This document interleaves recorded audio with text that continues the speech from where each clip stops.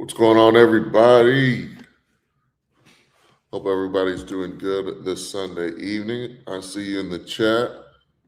What's going on? We got Vix. What's up, man? Hope you're doing well. I haven't talked to you in a minute, brother. Hope you're doing all right.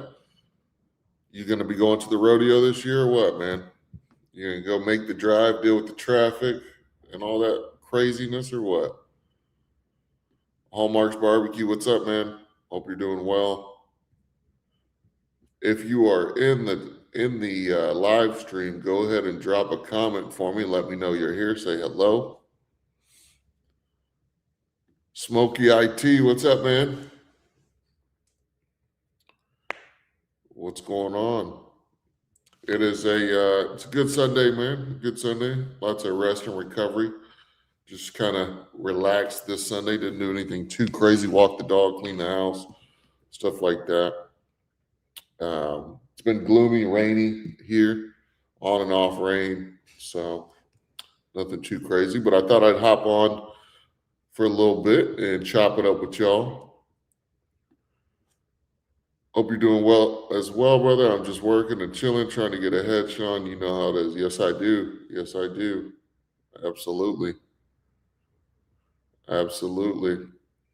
Yeah, man. So I just wanted to come on here and go live. I know I told you guys I try to be a little bit more consistent with the Sunday night live streams. So I wanted to make sure that I did that. And obviously got the topic of the live stream, right? Our videos kind of going, a little mini viral, I guess you could say, in the barbecue community. Video I posted earlier this week has about 12,000 views, which is pretty awesome, especially given the fact that I haven't I've been doing live streams, but I haven't posted an actual video on the channel for close to 6 months.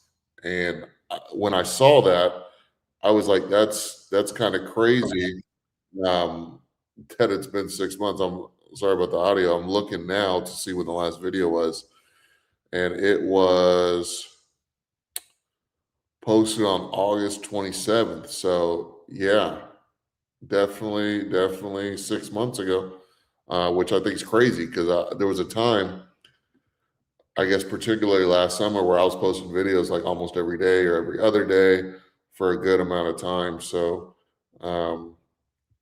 yeah, it'd been six months since I made an actual video, and then that video that we just posted 5 days ago, just kind of giving the community the explanation on why I closed the restaurant.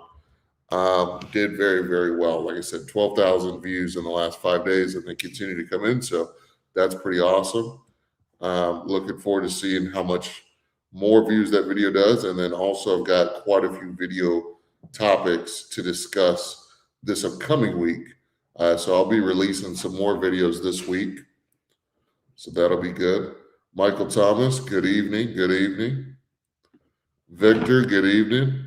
Hope you're doing well. So for those of you guys who might be new around the live streams, basically on Sundays, what we do is we talk everything barbecue. So it's kind of an open show. Anybody who has any questions, any topics they want to discuss, anything they want to ask me, just drop it in the comment section and I'll go ahead and address those. Sometimes I have guests on, sometimes I don't. Just kind of depends on everybody's schedule. I'm going to send some invites out here in a minute. If you are able, I am live. Okay, send that out. Let's see. So we sent that to Greg. Let's see if TJ, if you want to hop on live, here's the link. If not, no worries. Okay, cool. Yeah. So video is doing very well. Super excited. I got plenty of topics about barbecue and the barbecue business coming up. The briskets that we cooked last week, phenomenal on the Lifetime, the 20-year-old Lifetime smoker that Brandon lent out to me, Bees Barbecue. So super impressed with how that thing performed. I did 2 briskets, did a rack of ribs, and did about 15 to 20 all beef sausage links. Wasn't really super impressed with the sausage and links, but I did kind of wing the recipe. Um, the beef just had a really, really strong flavor. I think because I only use brisket trimmings, it just had a really, really, really strong flavor that I just wasn't expecting. It almost tasted like venison in a way, um, and I definitely think I like the beef and pork mix better. So it also could have been some of the seasonings I used as well. Tried to keep it simple, but wasn't a huge fan of the sausage. But the ribs turned out amazing, and the brisket obviously just turned out fantastic. So it was good. It was good to get back on a backyard smoker. First time I ever smoked any meat in my new backyard. We just bought this house about a year ago. So since then, I had the restaurant, I had the big 250 up there. So there just wasn't really a need for a backyard pit. So it's cool to be able to smoke some briskets the first time in the new house, and they turned out really well. I'm looking forward to the next brisket cook. I'll probably do one in April. Probably do one in April is the plan. This month of March, it's flying by, and to be honest, guys, I got a really, really, really busy month planned. So most likely we'll not get to doing another brisket cook this month. So it'll probably be in the month of April is the plan. But yeah, just because I closed the restaurant doesn't mean that I'm not going to make YouTube videos. Definitely planning on making some videos. I got plenty of topics to discuss. I'll probably do several videos this week. I was kind of letting the last video I post it breathe a little bit, which it has. So tomorrow I'll be dropping. If everything goes well, plan on filming a bunch of content tomorrow and dropping a video tomorrow evening. So look out for that. Look out for that. But like I said, once again, these Sunday Night Lives are pretty casual. Like I said, sometimes we have guests, sometimes we don't. Sometimes we have our co-host, Brisket Daddy, and TJ from Zuby's Barbecue. But they're always open for you guys' questions. So I want to know what you guys have been up to, what kind of events you've been doing, caterings you've been doing. If you're building, I know a lot of guys right now on the channel in the community are building trailers and things of that such. I know TJ's been working on his over the last couple of days, and it's coming along very well. I know Greg has had a really busy week of catering and events. He actually put on one of his biggest events the other day. Fed 240-ish people for a company, and he said it went very, very well. So yeah, people are moving and grooving. Things are going well, and it's exciting to see because you know there was barbecue communities on here before I started, but there wasn't any that is like ours. Um, and I truly believe that. Like I said, there are some good barbecue communities on YouTube, but I think ours is definitely up there. I think ours is pretty cool. Speaking of that, I'm going to drop the link for our barbecue school, the Barbecue Profit Blueprint. Right now is a great time to join because when you do join, it's essentially a private group within the school app. And it's an all-in-one barbecue pop-up system. So there's step-by-step coursework so you can learn exactly how to start, run, and scale a profitable barbecue pop-up. We have exclusive community that allows you to connect with fellow barbecue entrepreneurs, share your wins, and get answers to your questions. We have templates and tools, menus, checklists, systems that we actually use for our barbecue businesses. And then we also have opportunities for one-on-one coachings, Q&As, so on and so forth. There's a lot of stuff. We have a sausage masterclass in there. So if you ever want to learn how to make sausage from scratch and you weren't really satisfied with the free videos you got on YouTube in that process, we have a whole masterclass that you can only gain access to within the school. And there's just so much great content in there that we don't share on YouTube. So I'll leave the link in the comments here. But right now is a great time to join it. At least go check it out and see what you think. But we would definitely love to have you. So I will drop that link there. Brandon, what's up, man? Says, hey, everyone, hope all's doing well. Hope you're doing well also.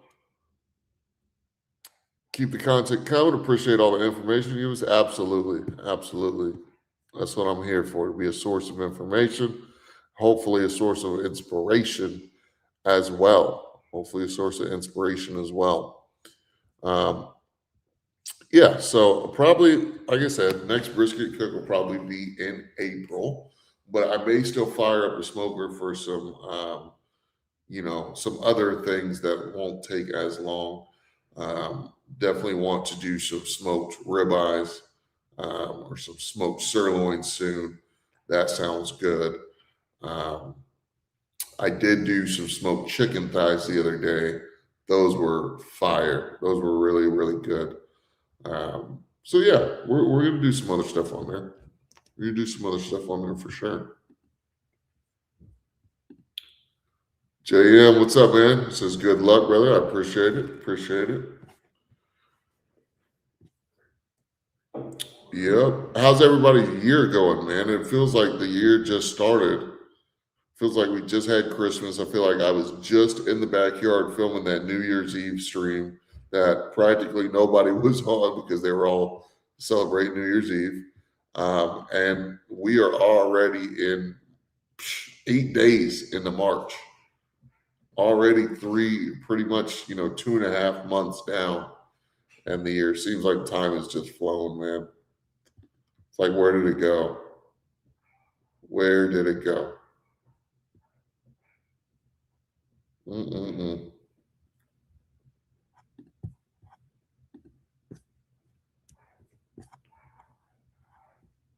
D Blunts, what's up, man? It's going good. It's going good. We are doing some question and answer tonight, and kind of recapping everything that's been going on.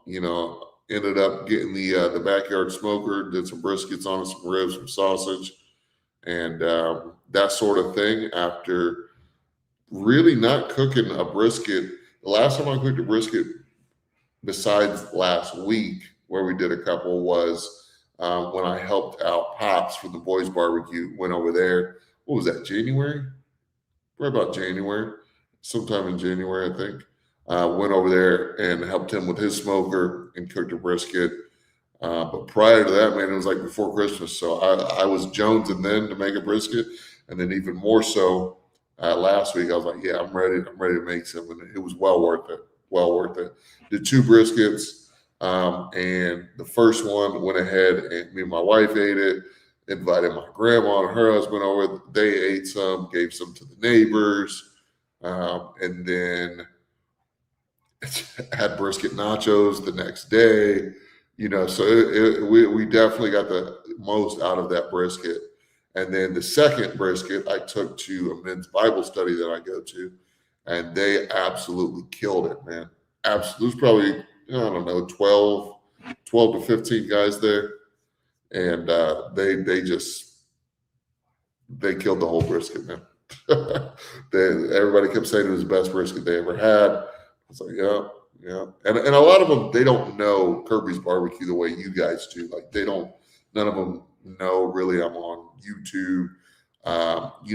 They've heard that I had a restaurant that I closed down and whatnot, but they don't know like all the intricacies, all the details. They don't know I had Daniel Vaughn write an article about us and things like that. Like, they don't know that stuff. So for them, they were absolutely blown away that somebody could produce a brisket that good out of their backyard. JM goes fast. Can't wait for warmer weather. Yeah, it does go fast. And you know what? I'm in Houston, so it's been warming up for us. I mean, it's 70 and cloudy today. It is going to dip down slightly, but we're like 50s in the morning when you wake up. By midday, we're in the mid to high 70s. So pretty good. Pretty soon here we'll be getting some hot weather. We're in March. Come April, start to heat up a little bit more. And then come May, hey, we're in full swing for summer. Won't get below 80 really by the time we get to late April. Thighs are the best. Yeah. And I typically get the boneless, skinless chicken thighs. So The boneless, skinless, I like just because I don't have to deal with the skin. I don't have to deal with the bone. I don't have to deal with none of that stuff. I can just throw it on, smoke it. Once it hits 165, pull it off and eat it. I'm good. Hallmark's barbecue, last brisket cook I did only lasted 20 minutes, 2 briskets. Yep, you spent 12 hours to cook it and it only lasted 20 minutes. That's wild. That is wild. Brian Bow. I spent the last year buying the equipment I need to build a pop-up 3-foot griddle on Marketplace for 40 bucks, 5-footer with 8 propane cooking points, smoker on a trailer, 800 bucks. Very nice, very nice. So it sounds like you haven't done a pop-up yet. When's going to be your first pop-up? You got the equipment. Now it's time to rock and roll. Everybody, the fun part, I guess, the fun and easier part is, hey, let me go buy all this equipment. But when you going to get out there and make it happen? Not a shot at you specifically. It's just, I got people in the community who are like, oh, they just procrastinate getting it done and actually going out and selling. And that's really the most rewarding part, is being able to share your barbecue with others and obviously get paid for it. Because barbecue is one of those things that not everybody provides barbecue. It's a long process, and not everybody provides quality craft barbecue. So it's something people are typically willing to pay for, and it's still special. It's hard to make burgers special. It's hard to make chicken sandwiches special. But barbecue, there's something about it that makes it special for people. The cooking with wood on an open flame, the long period of time you have to spend doing it, and the tradition and the culture behind it. Been a rough go since my twin brother passed away, but I'm not giving up. I'm sorry to hear that, man. I'm sorry to hear that. That would be tough.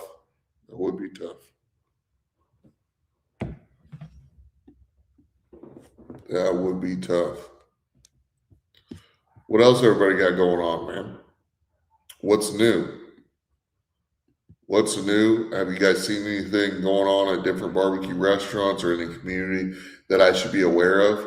I don't know if you guys know this, but I don't watch a lot of barbecue content on YouTube. I did when I first started doing pop-ups and whatnot. I was watching a lot of barbecue content on YouTube, from Ant's Barbecue Cookout, the Ant's Barbecue Stories, to Jeremy Yoder, to, all these guys. I was watching all these different guys, Meat Church, all this stuff. But if I'm being honest with you, for a very long time, I really haven't been keeping up with everybody's content on YouTube, barbecue wise. I don't know. When I make my videos, I like them to really come from my head. And sometimes I feel like when I watch other people's content, I'm more likely to almost copy or repeat some of their content, or maybe some of their beliefs on barbecue or something. And all of us do it, right? Like, we pick certain things up from different people on YouTube. And if you're not a YouTuber, then you might pick it up and you might share those things with other people, whether you give them credit or not, that's to be seen, or you use their techniques and stuff to cook barbecue. And that's all fine and good. But I kind of like everything to, to be organic. Like, I don't want anybody to ever say, oh, he took that from Meat Church, or he took this from that guy or something. Like, I want everything to be organic. I want everything to be unique to Kirby's Barbecue.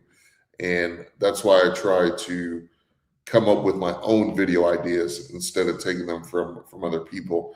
And typically, even that, like, I'm usually talking about the barbecue business rather than the food itself. And so just by the pure nature of that, my videos are usually different. than other people on YouTube's, because most of the time, I always have this saying. If you guys have been following the channel for a while, then you know this saying that I always say that there are YouTubers who do barbecue, and then there's barbecue guys who do YouTube.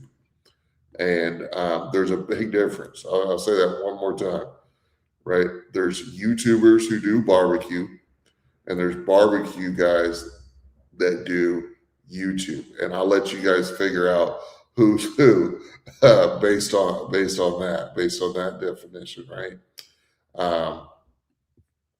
So yeah. And there's nothing wrong. There's nothing wrong with a YouTuber who just happens to do barbecue. But I think you're coming from a different place. And when I talk about stuff on my channel, I'm trying to do it from a place of helping you guys make money, build a business, things like that. So it's just a slightly different genre, I would say. Just slightly different genre. Victor says, if you're ever in DFW area, come by my restaurant, check us out. El Tejas Twist Barbecue and Tex-Mex. Okay. Yeah, I will. I don't get up to Dallas-Fort Worth very often, but if I do make it up there, I'll check it out. I'm actually going to look you guys up right now. Tejas Twist Barbecue. Let's check y'all out. Okay. In Forney, Texas, Dallas-Fort Worth area, 4.5 out of 5 on Yelp. Very cool. Very cool. Let's check some of this food out, man. You didn't think I was gonna put you on the spot, huh? Let's see. Let me see what I can find. Pictures wise. Oh, Tejas Twist. Okay, yeah. So I got your Facebook. Let me share my screen real quick. We're gonna give you a visual review right now. We're gonna give a visual review right now. Let's see. Let's go. Window. Screen. Okay. All right. El Tejas Twist. Okay. I definitely like the tacos over there. They look like barbacoa tacos. Okay, brisket looks good. You can see it's got great bark. See that yellow fat right under the bark? It's nicely rendered. You got your little smoke ring. Brisket looks solid. Okay, sausages. I like how tightly ground and tightly done those sausage links are. I wonder, do you make those in house or not? Just curious. No shame either way. But those sausages look pretty good. Mac and cheese looks nice and cheesy. I'd probably crack some pepper on top of it, but it looks nice. Okay, we got a beef rib. Beef rib looks delicious. That's still something that I haven't ever had a real dino beef rib. I had like the little finger beef ribs before, but I've never eaten a whole dino beef rib, and I've never cooked one. So very curious to get one of those. Let's see what else we got. Once again, brisket looks solid. Sausage probably could use a little more smoke for my taste. It just doesn't look quite dark enough, but they look solid. Turkey looks good. Ribs look good.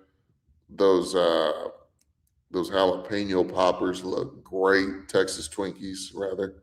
Pulled pork, beans. Not a fan of beans. Potato salad, okay. Tamales. Some breakfast tacos. Wingstop. Very cool. Very nice. Ribs look solid, bro. Brisket looks solid. I can dig it. If you guys are in the DFW area, go check out El Tejas Twist. Oh, that's the Barbecue Profit Blueprint right there. Definitely go check that out. Let's go back to the stream here. Uh-oh, I don't even know if you guys did you guys even get to see anything? I think you did. I think it just cut off when I did you guys get to see the pictures or did my screen share stop? Shame, shame, shame if it stopped before y'all got to see the food. Y'all let me know. Hallmark's Barbecue said always learning. Brian, well, I gotta feed the pigs. Okay, okay. Go get the pigs fed. Yeah, but the food looked good, man. The food looked good.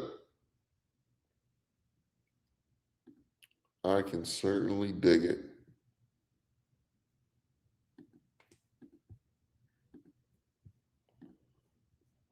Yep. Yep. Yep. Yep. What else we got, guys? What else is going on? What questions do you have? Victor, I'm gonna try to remember that. Like I said, I don't go to the DFW area very often, but I'm gonna try to make it there when I do. When I do make it to that area, I'll try to make it to your spot.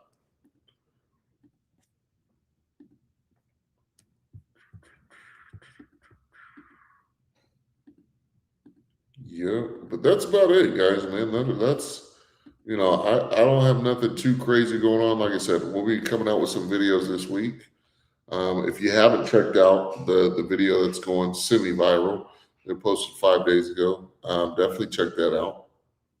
I think it's doing so well because a lot of people didn't know that I had closed the restaurant because there's only a select few of you guys in relation to how many people watch the normal videos that actually watch the live streams, which I think is kind of interesting. That we have not a small live stream audience, but it's definitely much smaller than the amount of people that watch the regular videos. And since I hadn't posted a regular video in 6 months, I think everybody was just like, whoa, you know, 6 months ago you had the restaurant, now you don't. We want to click on this and figure out what's going on. So that was good. But we'll be doing some more. We'll be doing some more content as well for you guys. Mo's perspective. What's up, Mo? Hope you're doing well. Hope you're doing well. Victor says we use Heart Brand jalapeno cheese sausage, but definitely want to learn to make our own sausage. Okay. Well, hey man, we've got a sausage masterclass that my good friend TJ from Zoomies Barbecue put together on our school app. It's an exclusive masterclass. You won't get this anywhere else, and it's phenomenal. It's phenomenal. So if you're interested in learning how to do it, man, I'd highly recommend hopping in the school. Drop the link there. Hopping in the school and checking out that sausage master class. It will be very beneficial, and there's other barbecue guys in the group that will be able to collaborate and talk with you on it as well. I'm in there every day, so that tells you anything. We're in there cutting up, posting stuff all the time. Heart Brand jalapeno cheese sausage. Okay. Very nice. Very nice. What's up with you, Mo? What's new? What is new?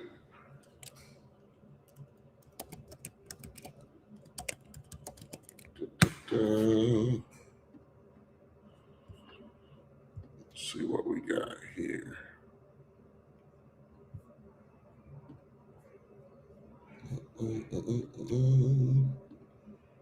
What you guys been seeing in the barbecue community, man? What you guys been seeing? Anything that I should be aware of?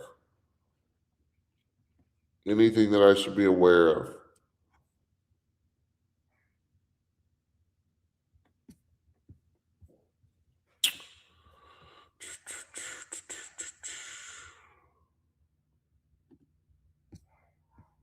That's awesome. The school's taking off. Yeah, the school's doing good. The school's doing good. School's doing good. Everybody in there seems to be pretty happy. And we're definitely moving and grooving on there. Got a lot of good resources on there. Got a lot of cool people on there that are able to lend a helping hand with anything that people need, whether it's recipes, whether it's advice, whether it's, um, you know, just questions about different topics like sausage making, for instance, or questions about their pop up, their permits, things like that. So, yeah, it's good stuff. Oh, that is actually. Let's see. We got a couple comments. Getting ready for soccer with the kid, and knocking out these master classes. There you go. There you go. Have you spoken on tendernism, kerfuffle? I haven't. I haven't. That's a good topic. That's a great topic. That is a great topic. So, so this tendernism thing, guys. Oh man, I should make a standalone video about this. I'll talk about it here, but I'm glad you brought that up. I don't know why I didn't think about. I'm gonna make a standalone video on that. Let me write this down in my notes. Tendernism. I'm gonna call it a scandal. So I think it's interesting, right? Before I talk about it, um, before I talk about it, oh, Brandon just joined the school. Awesome. Thank you, Brandon. Welcome back, actually, because you were in here before. Welcome back to school. Um, so the whole tendernism thing, Mr. Tendernism, Destination Smokehouse, I'll give you my thoughts on the whole thing. So, first and foremost, not all the information has come to light. Despite what many people online will say, we don't know the details behind what went down at Destination Smokehouse and with Mr. Tendernism. We don't know the intricacies of the relationship there. We don't know how exactly the relationship started, what terms were agreed upon at that time. We don't know. Okay. So it's one thing for us to sit here and judge from the outside um, when we weren't there. We don't know what was said. We don't know what was agreed upon. We don't know that relationship. So that's first and foremost. So, everybody who's speaking about it, including myself, we could be completely off base. But I just want to preface it with that. Now, one thing I'll say is I'm not on either person's side. I don't have a dog in the fight or a horse in the race, whatever analogy you want to use. So I really don't care. So don't take anything that I'm saying as, oh, he's on the owner. I don't even know the guy's name, but the white guy, the owner's side, or oh, he's on Mr. Tendernism side. I'm not on nobody's side. I'm just telling you the information that I have in the way that I see it. And the way I see it, from what it sounds like, is the gentleman who owns Destination Smokehouse was originally had a coffee shop, if I'm not mistaken. Mr. Tendernism was a customer there or some kind of acquaintance and said, hey, you should really think about selling barbecue. He thought that was a good idea. And they pretty much turned Destination Smokehouse from just a coffee shop into a barbecue restaurant. From there, I believe that Mr. Tendernism was in charge of marketing. I mean, the gentleman's old, okay? It's not like the guy was going to be slaving on the pits for 12 hours, right? I don't think that was his role there. Once again, I don't know all the details. Nobody does. So if I say something that you think is wrong or you have evidence otherwise, definitely put it in the comments. I want to hear about it, right? But from my understanding, he gave him the idea, okay, and he ran with it, and they used Mr. Tendernism as marketing because of his personality and possibly his roots to the area. I don't know exactly. All right. But as far as I know, I don't think he was the one out there cooking the briskets all day long. All right. Like, I can definitely see where the owner of Destination Smokehouse is coming from, in the sense of It was him that put all the money into the restaurant and creating Destination Smokehouse. And it was him that is having to deal with all the financials and all the stresses of running a restaurant, whereas Mr. Tendernism is really just an employee of the company, a beloved employee, but an employee nonetheless. And I think that he was getting a little frustrated because people thought that Mr. Tendernism was the owner of the restaurant. And I think he was getting a little frustrated because he felt as if the other employees and managers and owners of the establishment were not getting any love from social media. And it was only this one man. And was there some jealousy in there? I'm sure there was. I'm not saying that the owner of the restaurant is, this really good guy. I don't know him. I'm not saying he's in the right, but what I'm saying is I can definitely see where he's coming from, and the fact he's like, yo, like, I built this. I put the money behind it. I'm in charge. I have to deal with the payroll. I have to order all the food. I do all this. My staff is running the whole restaurant, and we're giving all the credit of the brand to just this one guy. So I understand where he's coming from an operator perspective. Okay. And if you ever worked in sales, you should understand this as well, is that it comes a point in time in the sales industry, no matter what you're selling, whether you're selling solar, you're selling life insurance, you're selling whatever it is, cars, it gets to a point where sometimes a salesman gets so good at their job and they're selling so much insurance or so many cars or so much solar that they believe they are bigger than the company that they work for, or they believe that they are indispensable to that company, right? And at the end of the day, that's never true. That's never the case, but it is hard. I've been in that position before as well. When I was in life insurance sales, I got to a point where in my office, I was doing a lot of the sales. And I did get to a point where if I felt like I was being slighted in one way or another, maybe I didn't get selected to go on a trip, or I didn't win a contest, or I didn't get a big enough shout out, that I felt slighted, and I felt like, oh, well, I run this place. I make the most sales here. So this office would be doomed without me. That wasn't the case as far as the office being doomed without me. But every time you have a top level salesman, they're going to feel some kind of power and control over the organization. And like I said, we don't know what was going on in the background, but maybe Mr. Tendernism was getting too big of a head. Did we ever think about that? Maybe he was getting too big of a head, and maybe he was riding a high horse, and he was asking for things from Destination Smokehouse that they weren't willing to do. Maybe he was asking for a share in the company, and they didn't want to do that. And they have every right to not want to do that, right? Because at the end of the day, once again, he's just an employee in marketing.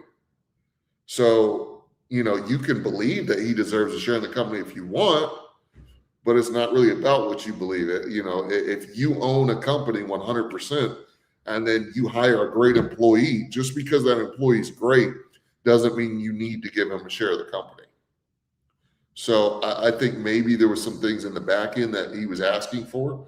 And I think a lot of that was sparked through social media. I think the two seemingly looked very happy with their relationship, their working relationship, before social media got a hold of it and made it a big problem. That's what I really think. I think they were both happy with the arrangement that they had until social media got out of hand with it and made it such a big deal. And when you're in a situation where you've got thousands or millions of people on social media telling Mr. Tendernism, oh, he doesn't treat you right. Oh, he's a slave master. Oh, I hope you have a share in the company. You start to think as Mr. Tendernism, Am I being wronged? Am I being taken advantage of? Because I saw the dude bought him a brand new Mercedes last year. That's what I saw. Um, but when you get all these people in your head from social media that are telling you that you deserve better and that you're being mistreated, then of course it's going to go to your head and you're going to say, maybe they're right. And then that's when the problem started, is when he had outside influence on the relationship. So you guys on social media told this man he should leave and start his own restaurant. That man is in his 70s or 80s, I believe. I'm 31. I had a hell of a hard time running a barbecue restaurant at 31. I could not imagine trying to do it in my 70s or 80s. Nick is the owner. Thank you. Yeah, I couldn't remember the name. I would have a hell of a time trying to run a barbecue restaurant in my 70s or 80s. Not only that, I wouldn't want to. I think Walt had a great job. Get on camera, make some videos. He takes no risk. He doesn't have to deal with bank loans. He doesn't have to deal with food orders. He doesn't have to deal with payroll. He doesn't have to deal with any of that stuff. All he has to do is perform when the camera's on. That's it. He doesn't have to stay there and cook a brisket for 12 hours. All he had to do is perform with the camera on and get paid. Why would he want that? See, that's why some of these social media people are stupid. Why should he want to go deal with all the liabilities, the headache, the hassle of opening his own restaurant? It don't make no damn sense. And I seen a video the other day of him cooking a steak in his house on the stove. So you guys, this man had a whole barbecue restaurant to cook and make videos with, and now he's doing it at home on his stove. But this is what happens, and I'm not going to get too divisive on here, but there's certain groups of people on social media that will have you messing up your whole life, man, because they feel some type of way that this man was working for Nick. They feel so. Some of y'all can read in between the lines. I know Mo can read in between the lines of what I'm saying. I know you can. There's certain groups of people who got really mad that this man was making this other man, Nick, so much money.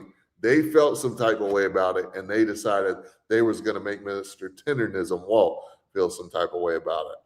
All right, you're going to have a 70-year-old man trying to open a barbecue restaurant, putting all his life savings into that thing. Okay, that's what y'all want. Pinji said, just finished a video on corkscrew barbecue. He doesn't use coarse pepper. Okay. Mo said, yes, a separate video would be fire. Yeah, we're going to do a separate video. I'm going to drop that tomorrow. Pinji said, thank you for your knowledge. Keep an eye on my knowledge. Keep an eye on my temps. And the bottom of my brisket was soft. Thank you again. Okay, fantastic. Yeah, I remember we were trying to give you some advice a couple of weeks ago. I'm glad that advice worked out.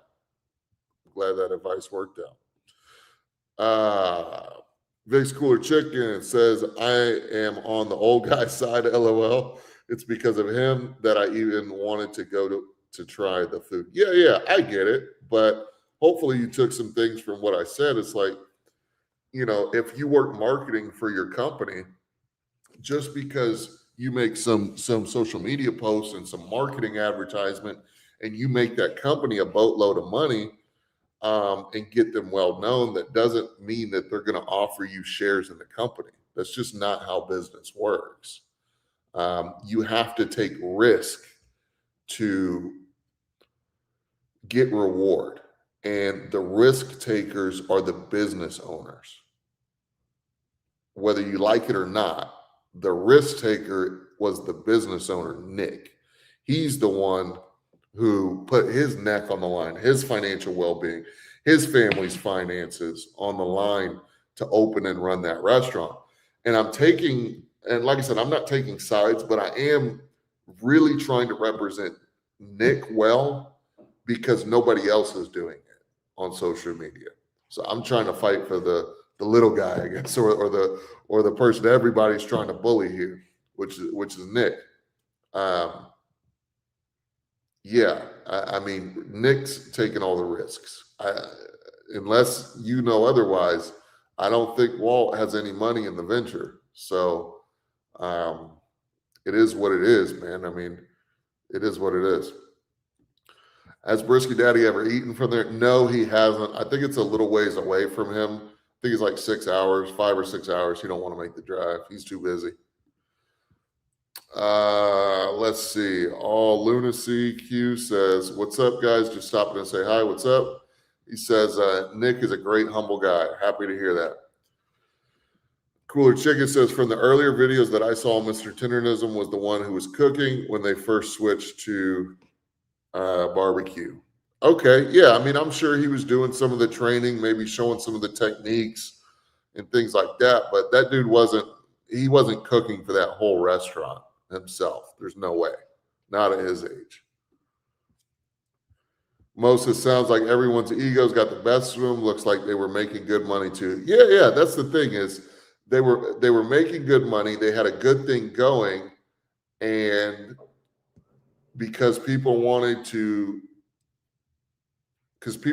get involved with other people's business, and they wanted to pull the race card, and they wanted to pull the victim card for a man who wasn't asking for it. Now the business is going to suffer, and not only the business and Nick, but I'm sure Walt will suffer as well. Lunacy said it was Walt's idea to start selling barbecue. It was Nick's idea to start cooking Texas-style barbecue. Nick learned the style, and Walt was the personality behind it. Yep. And Nick is the owner. So there you go. Nick's the owner. Nick is the risk taker. You might not like it, but that's the way it is. You know, you're gonna have. It's like let's say I'm the owner. Not even me. Let's do this. Elon Musk. You don't think Elon Musk has amazing people in his companies that have given him brilliant ideas, and he's taken those ideas and used them and made billions of dollars? Of course he has. But that's what a good business owner does, is he hires great people and he takes some of those ideas and he makes his company better. You know, people, and then if that employee wants to go off and start their own thing, they have every right to do that. But usually there's not the social media shitstorm of people going after Elon Musk because he used the ideas of the people that he's working with, because that's what he's supposed to do. It's like having a board meeting, and then one of your board members gives you a great idea and you run with it, and then everybody's up in a frenzy because they gave you a good idea and you used it. That just doesn't make any sense. Brian, he says, my brother and I worked for a percentage 10 years on the Bering Sea, 25 years as owner-operators. If you have a great employee, give him a percentage and let them prove themselves. Yeah, I mean, that's the thing. That's a great thing to do, is giving really, really, really good employees ownership of your company. But you don't want to give away your whole company, number one. And number two, it's something that some people may enjoy doing, and it could have benefits of keeping that employee long-term, so on and so forth. But it's not something that the owner has to do or is required to do. And that needs to be respected. We don't know the struggles and the sacrifices Nick had made prior to meeting Walt. So, you know, you can't tell a business owner who's been working at this business for years and years and years. He's been putting in the time and the sacrifice and the long hours. And then he hires a great employee and they give him a business-changing idea. That's awesome. But they're not the ones who had all the previous sacrifice. We had a trucking biz making 16 to 20K a month with a 20K truck. Love it. Mo said, "Are you saying Walt is about to fuck around and find out?" He might. I wish him the best. And I heard something about some rapper or some social media guy is buying him a restaurant or whatever. But guess what? That guy ain't doing it out the kindness of his heart. He's not. If you think he's going to give Walt any more ownership than what Nick was, I just don't believe it. I just don't really believe that. Um, so yeah, he might. I mean, like I said, none of us know the intricacies of the relationship, the agreement, what he was being paid. So we can't really give a 100% factual account of what should have happened, did happen, things like that. But my opinion is if Walt was getting paid well, and well's different for everybody, but well in relation to the success that he's brought that restaurant, I think he should have stayed. I think he let social media get in his head. I think he had a lot of people reaching out to him, and I think there was some race baiting going on and some really negative things that I hate to hear about going on. I saw a lot of stuff on social media about the black man being taken advantage of and this, and I'm not with that stuff, guys. I don't like that stuff. I don't ever play the victim card. I don't like that. I don't like that at all. MSL, 100% correct. He's definitely getting some bad advice from somewhere. I feel like he's being taken advantage of. Yeah, I feel like he's being taken advantage of now with social media and the different places and the people talking about they're going to buy him a restaurant, this, that, and the other. Yeah, I don't like it. I don't like it. Um, I think that given the uproar and the craziness that's going on, I can't imagine Walt, or I'm sorry, Nick. I can't imagine Nick wouldn't have wanted to fairly compensate Walt to keep him. I think if there was a way to do that, I feel like if he's a good businessman, he would have done that. I think maybe with the social media fueling Walt's negotiating power, I think he may have overplayed his hand, asked for too much. There was an argument, and now he's on the outs. I think that's what happened. My opinion.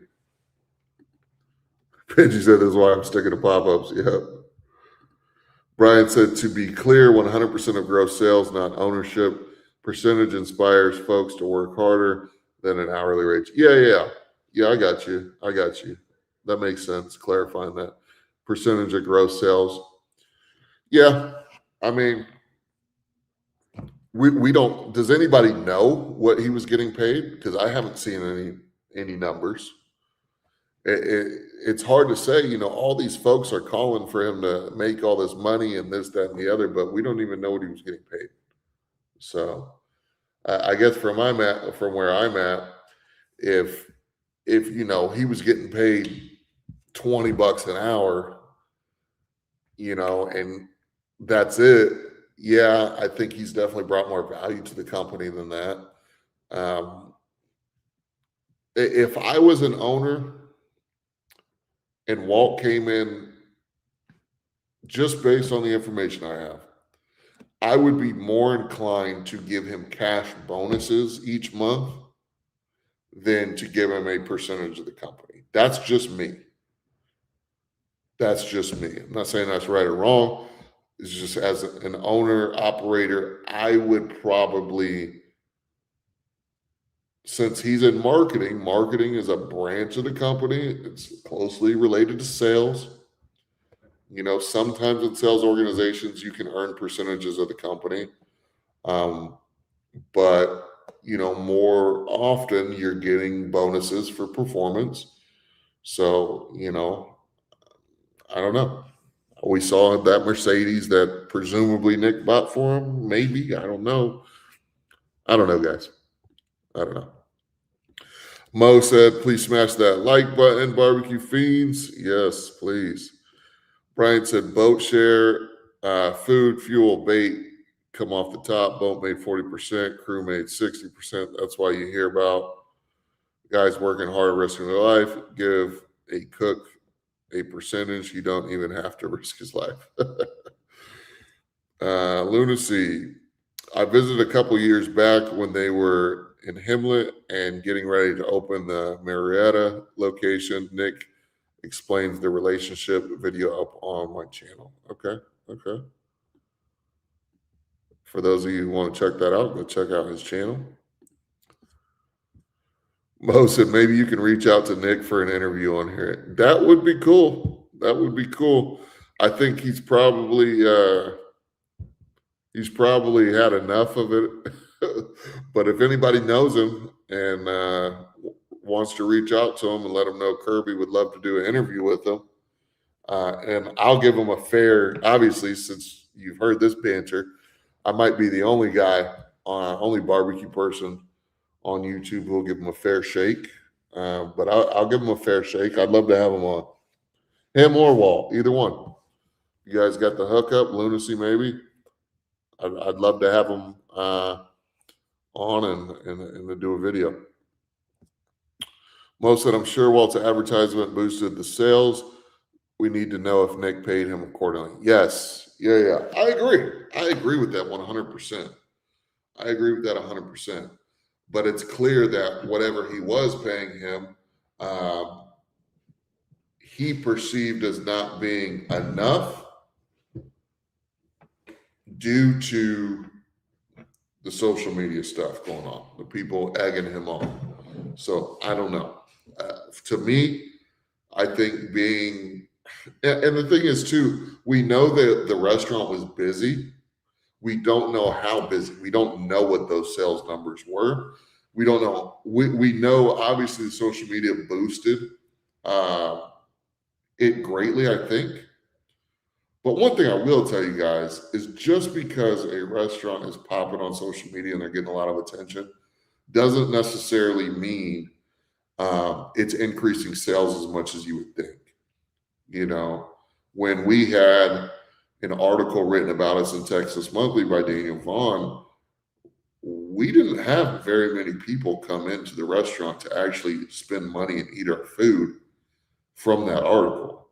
We really did it. We got more from the boys barbecue videos, but still and Mr. Tendernism videos did a lot better than those, granted. However, social media views it's not a one-to-one. They do not correlate directly to sales all the time, and certainly not in the percentage that you would think. Because, you might have a video that Mr. Tendernism did on Instagram, a reel that gets 1 million views. Okay. But the majority of those 1 million people don't live anywhere close to that restaurant. And that can be very deceiving. It's not like the 1 million views are people who live in California or even people who live relatively close to that restaurant in California or are willing to travel, right? I mean, we've all seen it. How many people in the chat right now have been to that restaurant? I'd be curious to know. I'd be curious to know. So we don't know. Like, we've got Greg from Brisket Daddy Barbecue. He's one of the biggest barbecue guys, like passion-wise, in California, I'd say. And he's a couple hours away. And he hasn't visited. So, I mean, we don't know. We just don't know. Final comment. If I can find a helper, I'm offering 25%. If I grow to needing 2 or 3 helpers, they split 25%. If you know any good chefs looking for a vacation in Montana. Nice. Mo, appreciate the $5 super chat. Said, appreciate the unpopular opinion on this subject. Yeah, I mean, it is an unpopular opinion, but it's easy to get on the social media hate train. It's easy to only see one side of the story. And as someone who's owned and operated a barbecue restaurant and owned and operated other businesses, it is really shitty as a business owner to have somebody else getting all the credit for your business's success.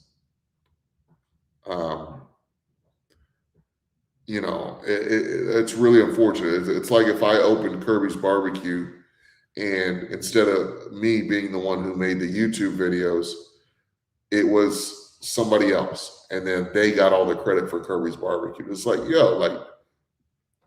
they make the videos. I'm the one in the kitchen every day. I'm the one on the smoker every day. I'm the one who spent all the money on the equipment. I'm the one who hires everybody. I'm the one who fires everybody. I'm the one who does payroll, so on and so forth.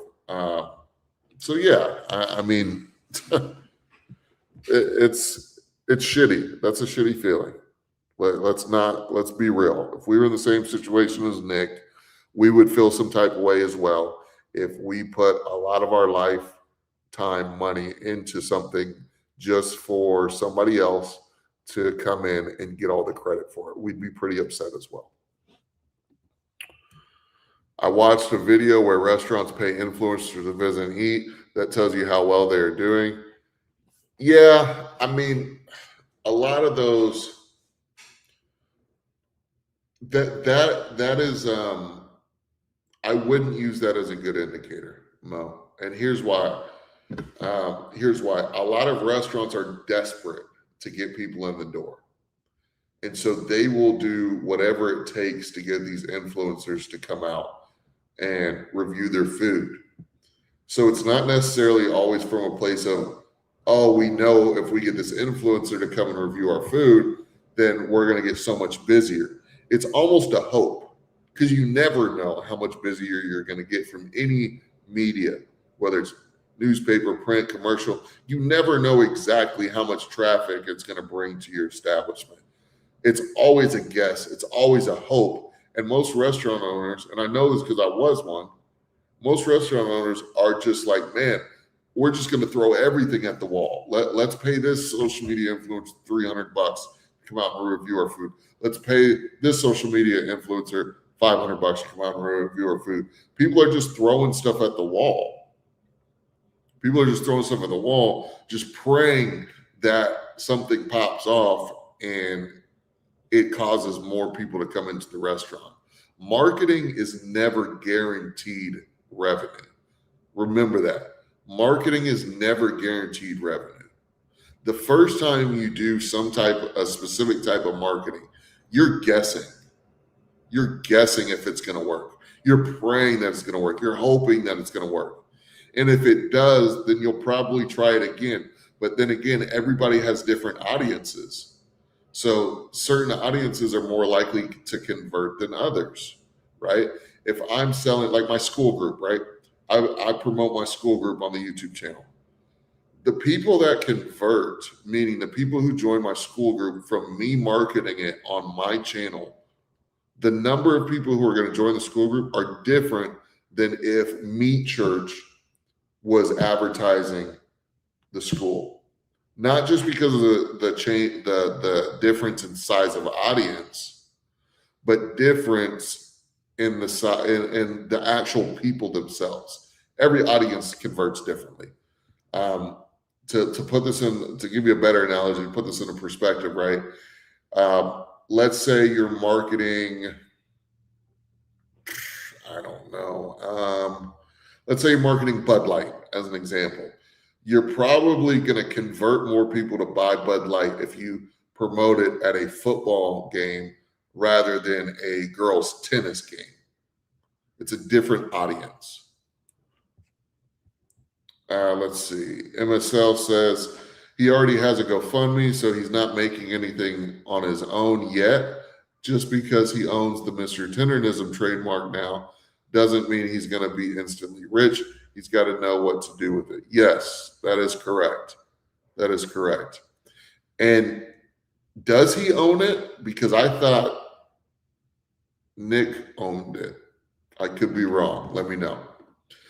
Nano's Pie, what's up, man? I need some pizza, bro. Where's my pizza? He says, same. I have an article in the Westward, which is a huge publication in Denver, and a 10K following on Instagram, and I still have to work it like a rodeo clown to get sales. Yes, That's exactly what I'm talking about. Articles, videos, social media posts, they do not convert as much as you guys think they do. They don't. They don't. They don't. They don't. Obviously, the bigger audience size that you can get in front of, the more likely you're going to get more sales, right? Because it's just the rule of numbers, the law of large numbers. But yeah, I mean, advertising doesn't convert as well as you guys think. Trust me. Trust me. Lunacy. I'm in Texas and have visited. I wasn't paid. I visited out a Passion for Barbecue destination as some of the best presentation I've seen, and I visited quite a few barbecue restaurants. Okay, very nice, very nice. Maybe you can reach out to Nick for me. Let's do an interview. Brian Bowe, rule break. That's bullshit. If y'all gotta pay someone for a positive comment, your food sucks. No, so Brian, so check this out. So me personally, I've never paid a food reviewer to come try my food. I was always against that. So all the food reviews that you see on Kirby's online, all of that was free. I never paid for any of it. But the reason why restaurants get into that is, like I said, number one, there's a lot of food reviewers that are doing it as a business. So certain food reviewers, like the ones that have come to my place, like Kevin's Barbecue Joints, they do it for the love of the game, and they make their money in other ways from YouTube revenue. Okay. Same thing with the Boys Barbecue Reviews. They do all their reviews for free. Same thing with Daniel Vaughn and Texas Monthly. You don't pay anybody for those articles and for those reviews. They are doing it for the love of barbecue. But there's a lot of just food reviewers that you can find on Instagram that they're doing it as a business, and they have their rates. You can just ask them what the rates are, and they're not coming to your restaurant for free. They are paid influencers, paid reviewers. So it's not really an option if like for some of those guys, if a restaurant's like, oh, we want this guy to come out, and that guy just so happens to be a reviewer that does it as a business and wants to get paid, then restaurants do that. That's not my cup of tea. I don't want to be paying for reviews, but it happens. Now, one thing I would say that I'm okay with is, which I haven't had to do this, everyone who's come to the restaurant and tried my food and reviewed it, they have paid for their meal. However, I don't think it's out of bounds to some reviewers don't ask to get paid monetarily. They just ask for their food to be compensated. That, depending on the situation, I'm okay with. Typically someone's, I'm okay with that in some cases. That's not the model that I took. I've seen it happen in previous restaurants I worked for, but I don't take that approach. I want people to come to my restaurant that want to come, they want to try it, they want support. Part of that support is paying for the damn food. I don't like giving away free food. It's just not something I like to do unless we screw up. If we screw up, yeah, we'll give you some free food, but not one to give out free food. Not for how much we're paying for it. Speaking of that, I looked at my invoices for my food invoices for last year, and I'll tell you exactly how much money I spent roughly in food last year for the restaurant. I spent $46,539 on food last year for the barbecue business. $46,000. Insane. Crazy. And you wonder why I don't want to give away free food. Brian said, thinking of starting out working for tips just as an opening campaign, no tax on tips. Yeah. Brian, the only thing with that, buddy, is that's a terrible business idea. That's a terrible business idea. I'll tell you why.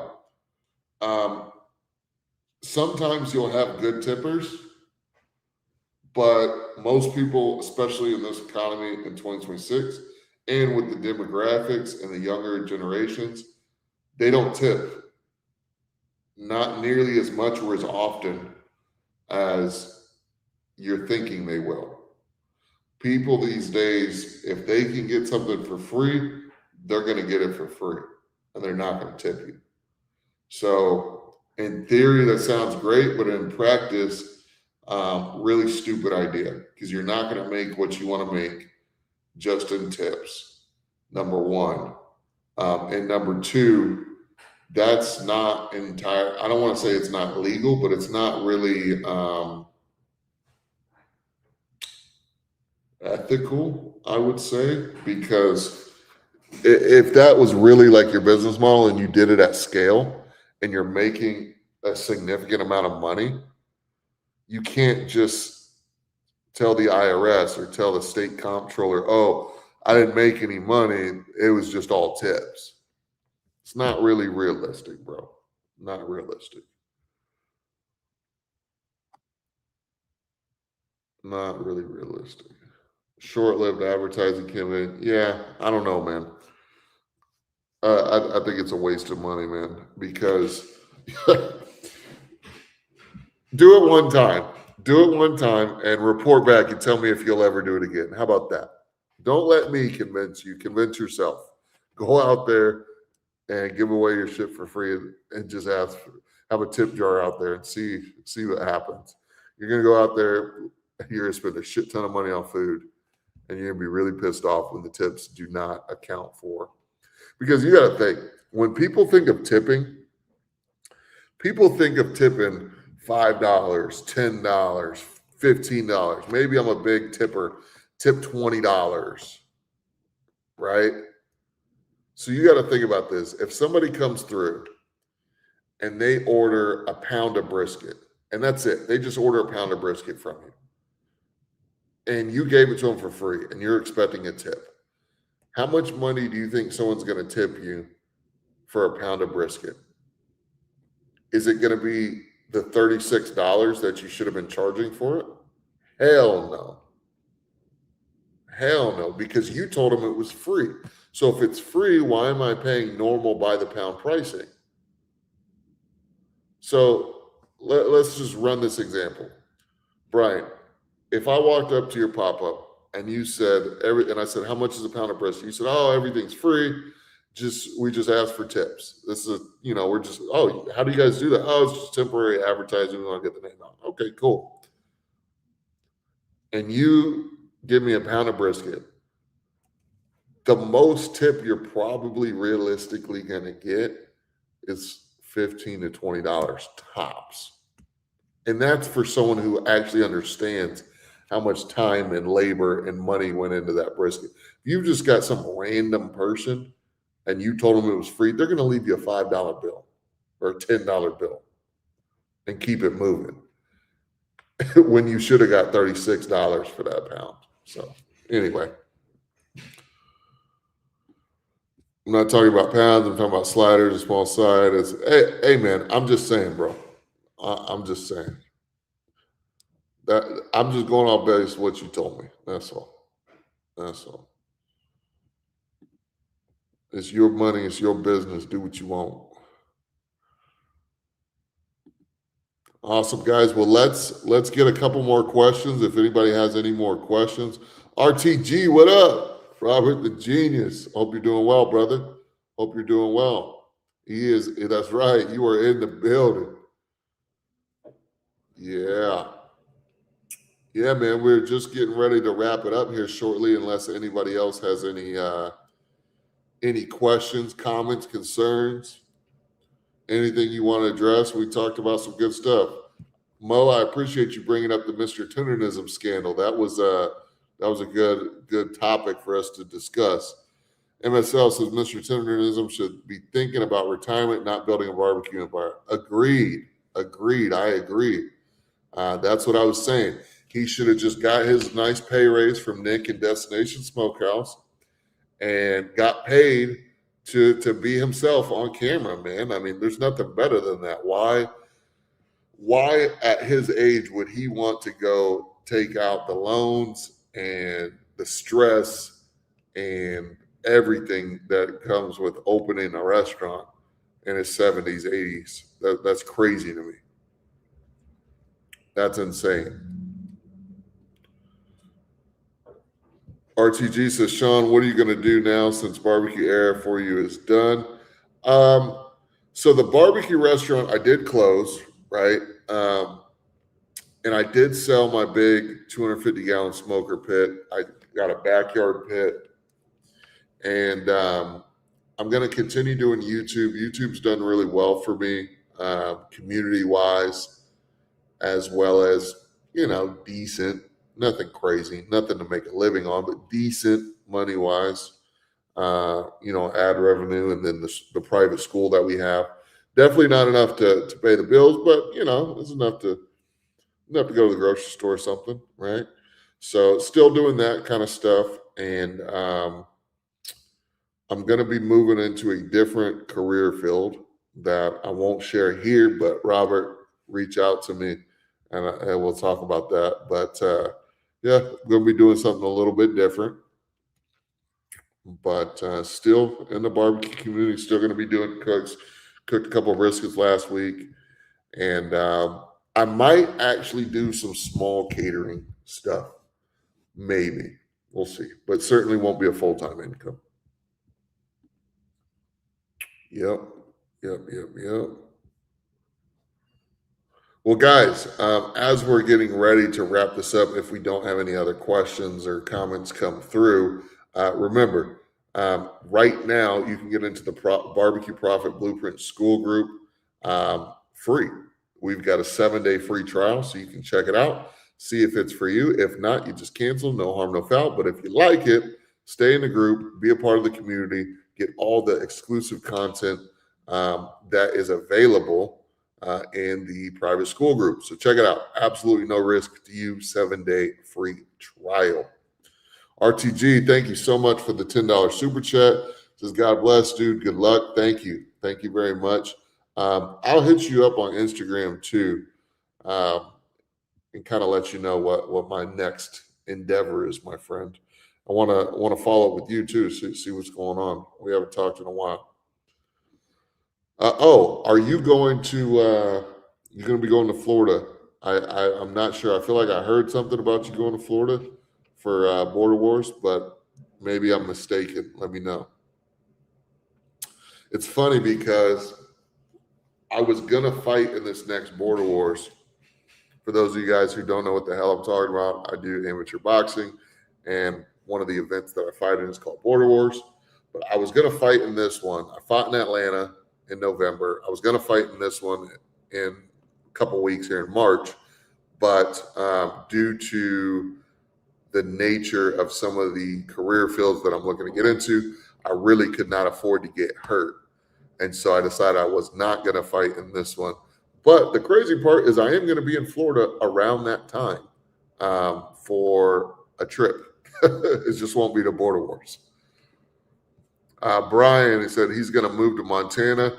There's no competition here. Piggyback Barbecue has an hour wait list for barbecue to go. Okay. Mr. Tendernism is going to move to Montana. Interesting. I hadn't heard that. But you guys know I stay in my own bubble. That's funny. But that is the way to go. We talk about, I talk about a lot, blue ocean strategy, basically doing something different and doing it in a place where you don't have a lot of competition. And that's why guys in California like Destination Smokehouse. That's why guys like Brisket Daddy in Sacramento. That's why these guys are doing so well. Less barbecue in Utah. That's why these people are doing so well, is they have a blue ocean. There's just wide open opportunity, not a lot of competition, and it's unique to the area. I'm in a very red ocean here in Houston, Texas. It's brutal out here, man. Brutal. I could go to my Google Maps and look up barbecue, just type in barbecue. And I'm gonna tell you within 5 miles how many we got. 1, 2, 3, 4, 5, 6, 7, 8, 9, 10, 11. We got like 12 barbecue restaurants within 5 miles. If you push that out to 15 miles, that number doubles. It's like at least 20, 25 restaurants within 15, 20 miles. So it's a lot of competition. It's a lot of competition. But guys, awesome. I appreciate each and every one of you for hopping in. Super happy to see everybody, especially, everybody's special, but especially big shout out to Mo for the $5 super chat and to Robert the Genius with the $10 super chat and showing up, man. It's good to see you there. And I will talk to you guys later. Like I said, look out for a video look out for a video tomorrow. And if you haven't seen my video from a couple days ago, definitely go check it out. I think you'll enjoy it. It's going semi-viral right now. And we'll catch you on the next one. Peace.